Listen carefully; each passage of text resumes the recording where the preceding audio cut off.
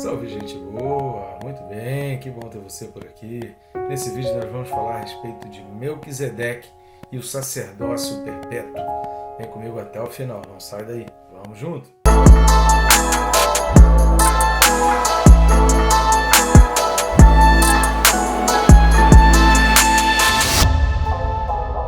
Por enquanto, inscreva-se no canal, clica aí, é bem rápido e fácil. Você vai clicar no botão que está embaixo, inscrever-me, pronto. Já vai estar inscrito, bem rápido, tranquilo, sem interromper o vídeo. Eu recomendo clicar também no sininho, marcar a opção todas. Todos os dias nós estamos por aqui às 6 da manhã com um vídeo novo, comentário bíblico. Tem uma playlist aí da Bíblia comentada versículo a versículo. E isso vai te ajudar muito, te disciplinar a estar estudando a palavra, assim você não esquece e não perde nada. E fica por dentro de cada novidade que estiver sendo colocada no canal, tá certo? Então vamos lá, o texto desse vídeo. Carta aos Hebreus, capítulo 7, os versículos são 2 e 3. Hebreus 7, 2 e 3, diz assim: para o qual também Abraão separou o dízimo de tudo. Primeiramente se interpreta rei de justiça, depois também é rei de Salém, ou seja, rei de paz. Sem pai, sem mãe, sem genealogia, que não teve princípio de dias nem fim de existência. Entretanto, feito semelhante ao Filho de Deus, permanece sacerdote perpetuamente. Amém, querido? Muito bom. Uma continuação, esse é o segundo vídeo desses dois versículos, 2 e 3. Como eu falei no vídeo passado, aí, no século 13 foi feita a separação entre versículos, né, da Bíblia, aí, de todos os escritos bíblicos, entre capítulos e versículos. E a pessoa me deu uma quebrada aí, né, porque quando separou aí o versículo 2 e 3, né, 1, 2 e 3, ele podia ter colocado parênteses num versículo só, facilitava a minha vida, mas a pessoa que separou ele fez questão de dividir o que estava ali no parêntese, né? E aí complicou um pouco. Mas enfim, dá para entender. Então esse vídeo você precisa considerar como um complemento ao vídeo anterior, já que a gente vai estar mesclando informações que estão contidas lá com o que está contido aqui. Tá bom, gente boa? Antes da gente entrar diretamente nos pontos que a gente tem por destaque nesse segundo vídeo, eu peço sua ajuda com relação ao canal. Precisamos alavancar o número de inscritos no canal. Eu conto com a sua participação. Você pode fazer isso de várias maneiras. Uma delas é clicando em curtir e comentar, que assim o YouTube tem o seu algoritmo e ele já vai mostrando isso para mais pessoas. Quanto mais gente estiver curtindo e comentando, o próprio algoritmo do YouTube ele fala assim: pô, esse vídeo é legal. E ele começa a recomendar e ele vai aparecendo naquela recomendação para outras pessoas. Compartilhando, você faz esse vídeo chegar a pessoas onde nem eu nem o YouTube conseguiríamos alcançar. Então, é uma outra ferramenta poderosa, talvez até mais poderosa até do que o próprio YouTube, para a gente poder alavancar. Quanto mais pessoas inscritas e assistindo o vídeo, significa que tem mais gente em contato com a Palavra de Deus. Isso é fantástico e a gente vai estar atingindo, então, o nosso objetivo. Você pode também nos ajudar em termos de ministério, não só no canal, clicando em um dos links que aparece aqui embaixo e adquirindo um ou os dois livros que nós temos, que estão aparecendo aqui do lado. Tem o mais antigo, que é o Quem Se Importa com Deus, e o mais novo, recente lançamento, que é o Perca Peso Tirando a Trave do Olho. Duas meditações assim incomparáveis. O Quem Se Importa com Deus é menor um pouco, o Perca Peso já é um pouco maior, já tem uma complexidade um pouco maior, mas fala muito a respeito de santidade e eu recomendo essa leitura. São leituras imperdíveis, os dois livros. Tá bom, gente boa? Então conto contigo, te agradeço, você que já vem participando. Vamos lá, destacando o primeiro ponto, porque esse versículo ele está ligado ao versículo primeiro, quando está falando aqui do sacerdote perpetuamente, permanece sacerdote perpetuamente, está falando de Melquisedeque, porque o versículo 1, ele vai falar, olha, porque este Melquisedeque, rei de Salém, sacerdote do Altíssimo, se a gente tirar o parênteses, ficaria assim, né?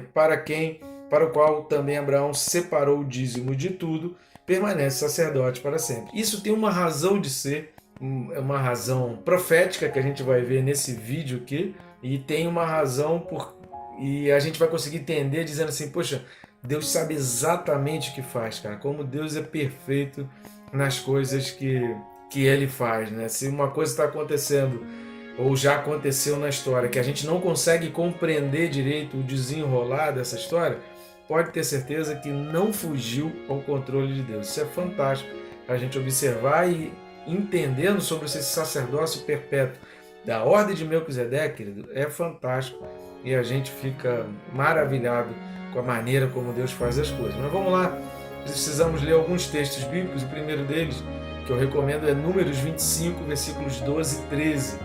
Números 25, 12 e 13 diz assim: Portanto dize, eis que lhe dou a minha aliança de paz, e ele, a sua descendência depois dele, terão aliança do sacerdócio perpétuo, porquanto teve zelo pelo seu Deus e fez expiação pelos filhos de Israel. Repare que Deus está colocando aqui, nessa posição, a maneira como está sendo colocado, ele terão a aliança do sacerdócio perpétuo. Isso não significa que exatamente a linhagem ou a ordem arônica seja a linhagem perpétua, seja a linhagem do sacerdócio perpétuo, mas eles terão a aliança do sacerdócio perpétuo. E aí esse versículo 13 ele vai exatamente explicar por quê. Porque ele teve zelo e fez expiação pelos filhos de Israel. Ou seja, ele foi perseverante e manifestou a graça de Deus. Toda vez que você lê no Antigo Testamento expiação de pecado, propiciação de pecado, remissão de pecado, redenção de pecado, você entende que é uma manifestação da graça de Deus. Nós falamos isso no vídeo anterior, mas é sempre bom a gente confirmar. Na dúvida, assista ao vídeo anterior que a gente explica um pouco mais detalhado sobre isso. Mas a graça de Deus, ela está presente na Bíblia desde Gênesis 3, porque a graça ela só passou a surgir no cenário humano em função do pecado. Sem pecado, não tinha necessidade da graça. Por causa do pecado, onde abundou o pecado, superabundou a graça de Deus. Obviamente, a graça ela vem por causa do pecado, tá? Então, se não tivesse acontecido o pecado, não teria tido a menor necessidade de Deus manifestar, então, a sua graça. E esse versículo 13, ele traz essa declaração contundente da manifestação da graça de Deus, dizendo que aqueles sacerdotes teriam a aliança do sacerdócio perpétuo. E o que a gente vai perceber é exatamente que o sacerdócio perpétuo, ele está muito ligado à aliança de paz feita por um povo que tem zelo. Então essa linha de paz, como a gente vai ver aqui em Hebreus capítulo 7, que ele era rei de paz. Então a justiça e a paz, elas estão sempre ligadas ao dízimo, e o dízimo está ligado ao sacerdócio. Se o dízimo está ligado ao sacerdócio, a gente vai falar isso mais para frente em várias situações, a gente vai falar sobre isso, porque o dízimo estava ligado, e o autor aos Hebreus vai mencionar isso, que como seres humanos, a tribo levítica, ela estava recomendada para ser aqueles que iriam receber o dízimo. Sempre foi assim, desde a tribo de Levi, e hoje também Deus escolhe pessoas encarregadas de receber o dízimo. Até aí é bíblico, até aí nada demais. Mas a grande questão é, se o dízimo faz parte de um sacerdócio, se o dízimo faz parte dessa aliança de justiça e de paz, o dízimo também é perpétuo. Então o dízimo entra nessa questão do sacerdócio perpétuo e isso tem a sua perpetuidade. O autor hebreu está colocando essa questão aqui, porque se a gente tirar esse parênteses, fica assim, né? Porque esse Melquisedeque, rei de Salém, sacerdote do Deus Altíssimo, que saiu ao encontro de Abraão quando voltava da matança dos reis, o abençoou, para o qual também Abraão separou o dízimo de tudo, permanece sacerdote perpetuamente. Toda essa função sacerdotal, da bênção, de receber os dízimos, de ser considerado grande, a gente vai falar isso no próximo vídeo, ele foi considerado muito superior, isso tudo está dentro desse sacerdócio perpétuo. E a gente pode ver isso novamente também lá em 1 Samuel 2,35. Vamos dar uma olhada em 1 Samuel 2,35. Então suscitarei para mim um sacerdote fiel, que procederá segundo o que tenho no coração e na mente. Edificar-lhe-ei uma casa estável, e andará ele diante do meu ungido para sempre. Aqui, embora a Bíblia tem muito disso, embora esteja dentro de um contexto histórico, de um momento, de uma situação aqui relacionado à casa de Eli, aos filhos de Eli, todo aquele contexto de Hofni e Finéias, embora tem esse versículo que é um versículo profético, Deus dizendo que, olha, viria aquele que teria um sacerdócio para sempre. Mas lembrando sempre do que a gente leu em Números 25. A linhagem, a ordem arônica, eles entrariam na aliança do sacerdócio perpétuo. Por quê? Porque esse sacerdócio ele começou antes de Arão. Tá? Isso é muito importante a gente perceber. Um outro texto que é importante para a gente ler também é Êxodo 40, versículos 12 e 15. Êxodo 40, 12 e 15. Farás também chegar Arão e seus filhos à porta da tenda da congregação e os lavarás com água. Vestirás Arão das vestes sagradas, o ungirás e o consagrarás para que me oficie como sacerdote. Também farás chegar seus filhos e lhes vestirás as túnicas e os ungirás como ungiste seu pai, para que me oficiem como sacerdote. Sua unção lhes será por sacerdócio perpétuo durante as suas gerações. A sua unção lhes será por sacerdócio perpétuo. Então isso é fantástico, e aí entra essa questão do sacerdócio perpétuo, da linhagem de Melquisedeque, onde a linhagem arônica ela atravessou, ela foi a linhagem de Melquisedeque ela é transcendente, por isso ela permanece perpétua, porque ela passa a ser completada por Cristo. Você vai entender isso já já. Por que Jesus tem esse sacerdócio perpétuo na ordem de Melquisedeque? Primeiro porque se a gente olhar lá para Hebreus 5.1, que a gente já tem um vídeo aí, eu recomendo que você assista, em Hebreus 5.1 vai falar o objetivo do sacerdote. Qual era o objetivo do sacerdote? Nas coisas concernentes a Deus a favor dos homens, para oferecer tanto os dons como sacrifícios pelos pecados. A expiação do pecado, a remissão dos pecados, a purificação do povo para os pecados. Jesus, então, ele vem cumprir essa função e ele vem completar essa instrução dada pela função do sumo sacerdote. Sumo sacerdote, tá? A gente está falando do sacerdócio, mas entenda ali a questão do sumo sacerdote. Um outro texto que a gente vai falar lá na frente, que é em Hebreus 7, de 23 a 25, aqui há mais alguns vídeos a gente está chegando nesse texto, acabou sendo um texto profético. Por quê? Porque quando a gente lê Hebreus 7, 23 a 25, ele está falando sobre o fim que os sacerdotes eles são impedidos de ter a sua continuidade, versículo 23, né? Hebreus 7, 23, por causa da morte. Obviamente que o autor dos Hebreus ele está falando exatamente isso, é a escolha do sumo sacerdote, quando ele morre, então é a escolha do seu substituto. Olhando toda a carta aos Hebreus, a gente não consegue ver outras evidências de que essa carta tenha sido escrita após o ano 70 depois de Cristo. O que aconteceu no ano 70 depois de Cristo? A destruição do templo foi o ano 70 depois de Cristo, foi o ano que o templo foi destruído, todos os sacerdotes morreram dentro do templo e o povo judeu foi espalhado então pela face da terra, e dali até hoje, e até a volta de Jesus, na realidade, né? até a aparição ali do anticristo, que vai ser considerado como Messias, vai ter aqueles 3 anos e meio de paz. Então, vai ter aqueles 3 anos e meio de paz em relação ao quê? Em relação exatamente à perseguição de judeus. Até chegar aquele momento, que ainda é futuro para nós nos dias de hoje, até chegar aquele momento, o povo judeu está sendo perseguido desde o ano 70 depois de Cristo. Por isso, não há evidências na carta, porque foi uma coisa muito triste, foi um espalhar dos judeus, e não haveria um grupo de judeus assim para receber uma carta para quem talvez nem fizesse sentido escrever uma carta aos hebreus, uma vez que os judeus tiveram que se dispersar, e aí houve toda aquela dispersão em Jerusalém. Por isso é muito mais provável que essa carta tenha sido escrita durante a perseguição de Nero, ali entre o ano 64 e antes do ano 70 depois de Cristo, porque o povo judeu foi então perseguido. Mas por que eu estou falando isso dessa questão do ano 70?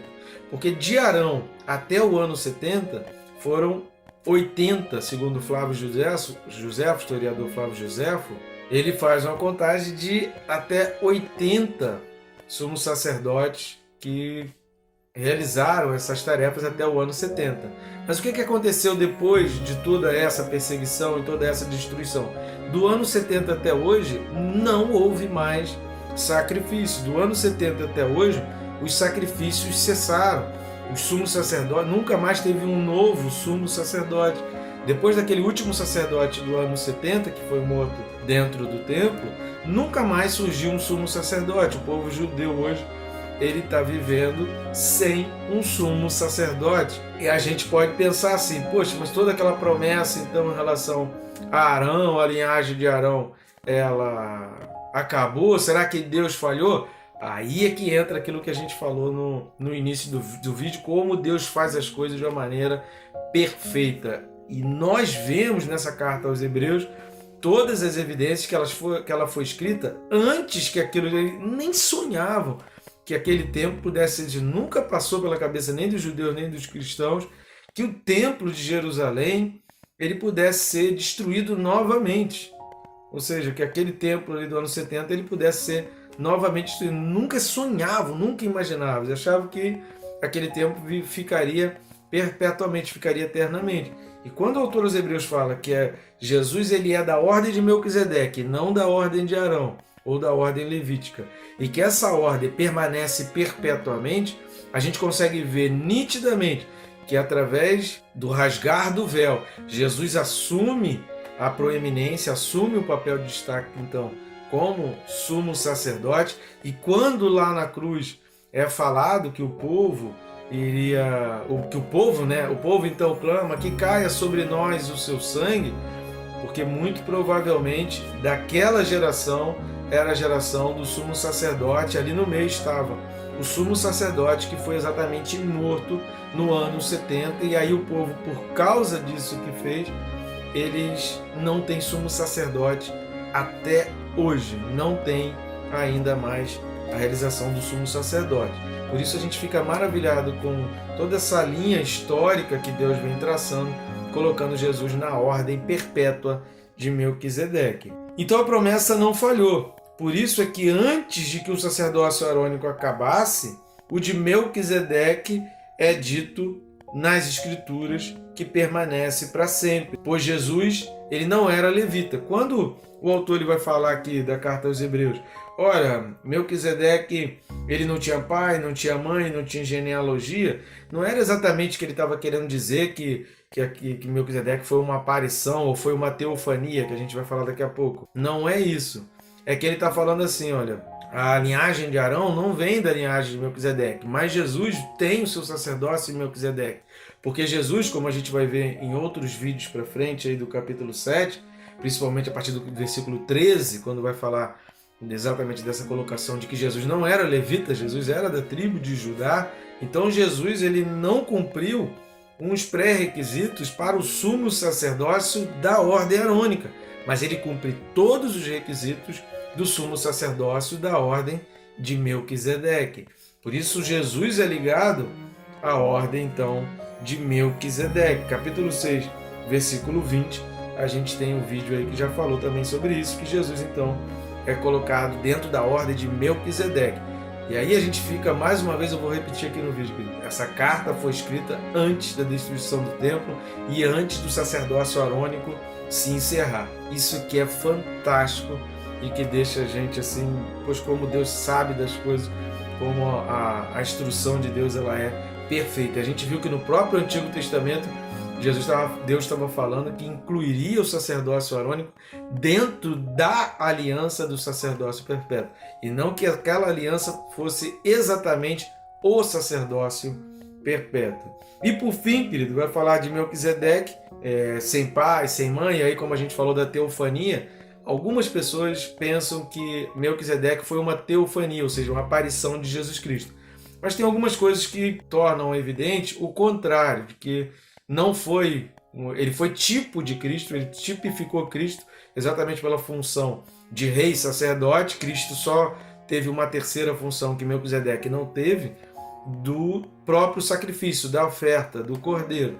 Mas Jesus cumpriu a tríplice função, como rei, sacerdote e como a própria oferta, como o cordeiro. Então Melquisedeque, lá em Gênesis capítulo 14, a Bíblia diz que ele era bem conhecido na região.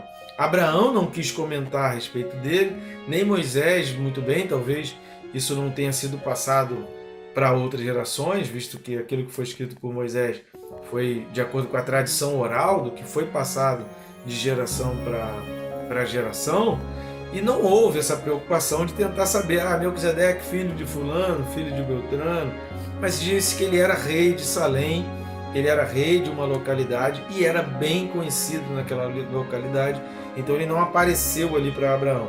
Abraão teve um encontro com alguém que já existia. Isso deixa bem evidente em Gênesis capítulo 14, e a própria expressão que o autor aos Hebreus usa aqui, falando semelhante, não teria o menor sentido comparar, dizer que a mesma coisa ela é semelhante, né? Uma coisa semelhante a ela mesma. Não faz o menor sentido. Então o próprio autor, ao utilizar essa expressão semelhante, ele está dizendo que são coisas diferentes, mas que ele está comparando, dizendo, olha, são quase idênticas, são muito parecidas essas duas figuras relatadas na Bíblia. Tá bom, gente boa? Que Deus te abençoe, rica e abundantemente.